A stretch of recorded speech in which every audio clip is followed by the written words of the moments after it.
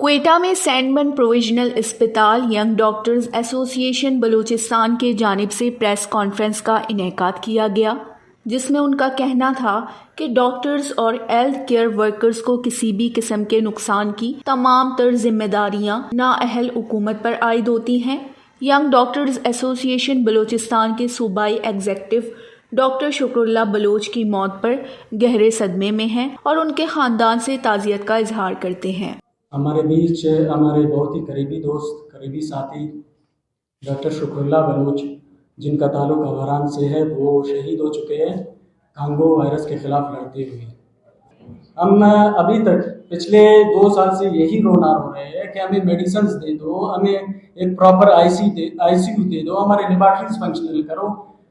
پچھلے آپ لوگوں کو تو بخوبی یاد ہے، ہم 6 مہینے تک روڈوں پہ بیٹھے رہے، 1 مہینے تک ہم نے جیل میں گزارا، لیکن اس کے بعد بھی جو ان لوگوں نے بجٹ مختص کی تھی 2.5 ارب کے قریب، وہ اس وقت کے سانشا صاحب نے، ہمارے ہیلتھ منسٹر صاحب نے اس چیز کو کنفرنس کیا تھا آفیشلی کہ وہ 2.5 ارب جو ہم نے مختص کیا تھا وہ لیپس ہو گئے۔ ہمارے پاس ابھی تک کچھ بھی نہیں ہے۔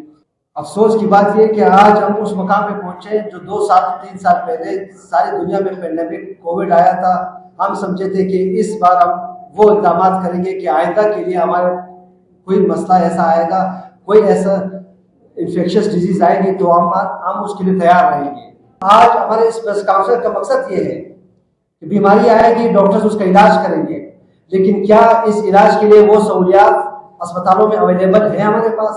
میڈیا سے، عوام سے مطالبہ کرتے ہیں کہ اس گورنمنٹ کو مجبور کیا جائے کہ سرکاری اسپتال میں جو بنیادی سہولیات ہیں، پراپر آئی سی یو پورے کوئٹہ میں آپ کے پاس اویلیبل نہیں ہے، بنیادی بلڈ کے ٹیسٹ اویلیبل نہیں ہے۔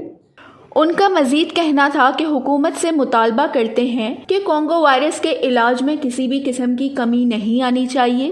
کانگو وائرس سے متاثرہ ہیلتھ اسٹاف اور عوام کی خدمت کے لیے ینگ ڈاکٹرز تیار ہیں۔ سینڈمن پروویژنل اسپتال کوئٹہ میں غیر ضروری نقل و حرکت سے گریز کیا جائے۔ کانگو وائرس کے پھیلاؤ کو روکنے کے لیے میڈیسن، ڈاکٹرز اور عوام کے تحفظ کو یقینی بنانے کے لیے عوام کو سہولیت فراہم کے لیے اقدامات نہ اٹھائے گئے۔ ڈاکٹر شکر اللہ کو سرکاری طور پر شہید ڈکلیئر نہ کیا گیا تو سخت احتجاج کا راستہ اپنائیں گے۔ وش نیوز، کوئٹہ، بلوچستان۔